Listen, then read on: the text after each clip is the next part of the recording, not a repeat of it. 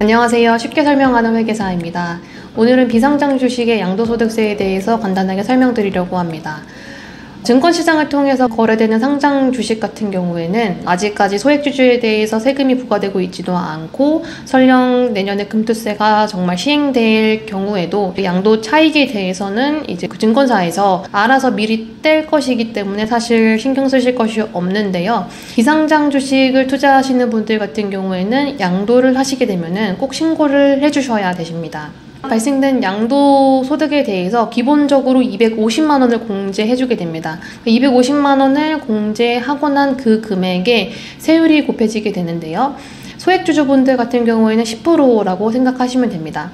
근데 세금이 항상 친구랑 같이 다니는데, 양도소득세 같은 경우에는 지방소득세와 또 증권거래세가 함께 붙습니다. 그래서 10%라고 하더라도 여기에 이제 추가적인 10%, 그러니까 1%의 지방소득세가 붙고요. 양도한 거래금액의 10,000분의 35라는 증권거래세가 붙습니다.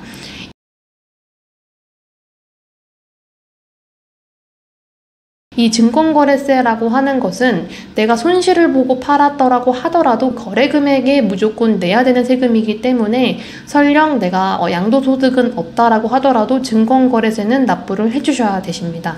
세율이 이제 10%라고 설명을 드렸는데, 이거는 이제 소액주주 일반적인 경우에 말씀을 드린 것이고요. 크게 두 가지 타입 같은 경우에는 좀 유의하실 필요가 있습니다. 첫 번째는 대주주이고요. 두 번째는 부동산 과다 보유법인에 대한 주식입니다. 첫 번째 그 대주주 같은 경우에는 세율이 20%에서 25%로 올라갑니다. 과세표준 기준으로 했을 때 3억까지는 20%, 3억을 초과하게 되면은 25%의 세율이 붙게 되는데요. 여기서 말하는 대주주라고 하면 무엇이냐면은, 비상장 주식을 기준으로 설명을 드리자면은 4% 이상 또는 시가총액이 10억 이상인 경우를 대주주라고 합니다.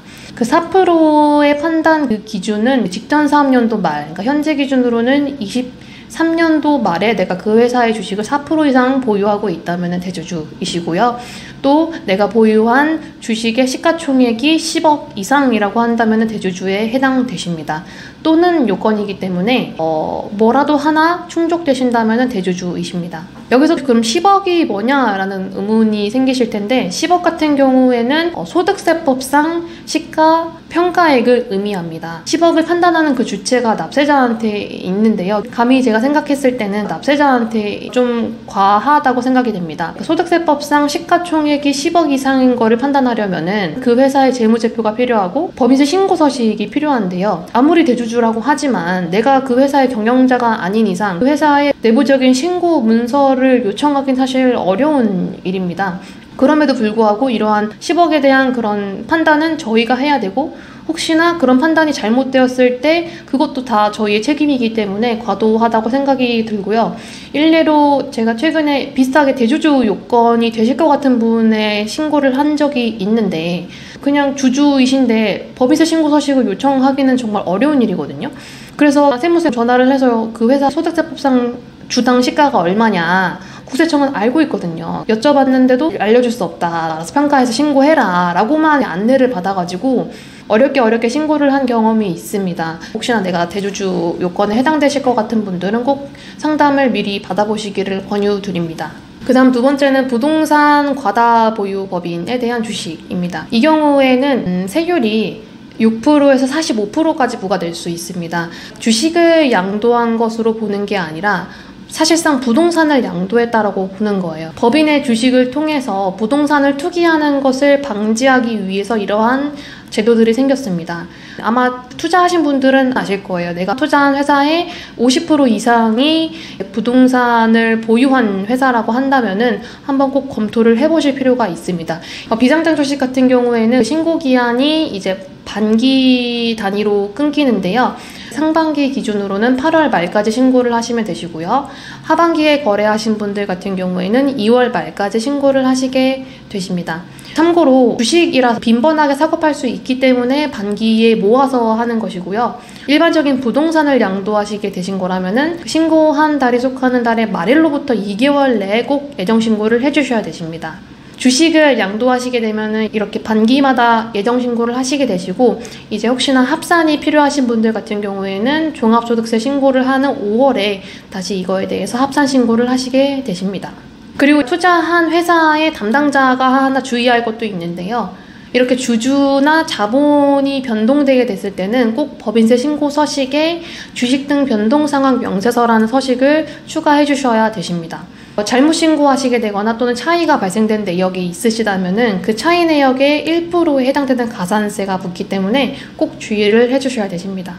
세무대리인한테 꼭 얘기를 해 주셔야 되시는 게, 주주 간의 거래이기 때문에 회사의 통장이나 계산서에서 나오는 거래가 아니라서 세무대리인은 알 수가 없습니다.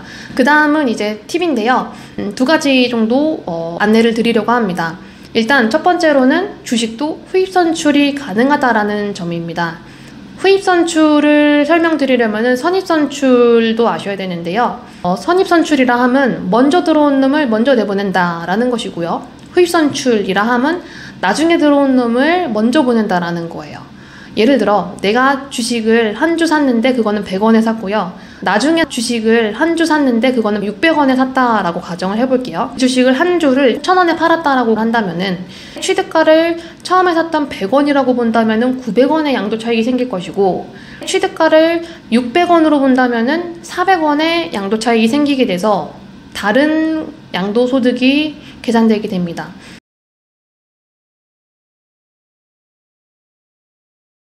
회사라고 하면 성장하고 있기 때문에 보통은 후입 선출로 했을 때 양도 차익이 줄어들 수밖에 없습니다.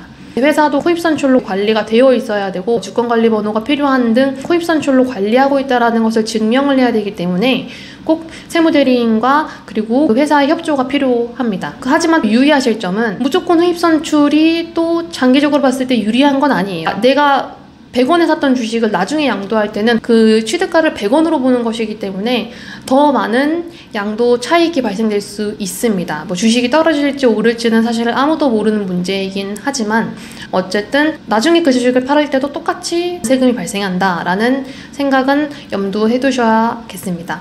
두 번째는 벤처기업입니다.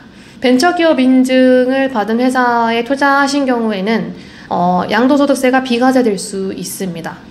근데 이제 기한 요건이 있기 때문에 창업일로부터 5년 이내에 벤처 인증을 받은 회사에 대해서 유상증자로 그 회사 주식을 산 경우로 한정하고 있습니다. 누가 이미 보유한 주식을 사신 것은 안 되시고, 그 회사가 5년 이내에 벤처 인증을 받았고 그 회사가 유상증자를 했을 때 내가 참여한 경우, 그 주식을 내가 매각했을 때 그것이 비과세되는 것이기 때문에 이것도 검토가 필요하시고요. 또 대주주의 요건을 앞에 말씀드렸었는데, 시가총액 10억 요건이 벤처기업 같은 경우에는 40억으로 증가되게 됩니다.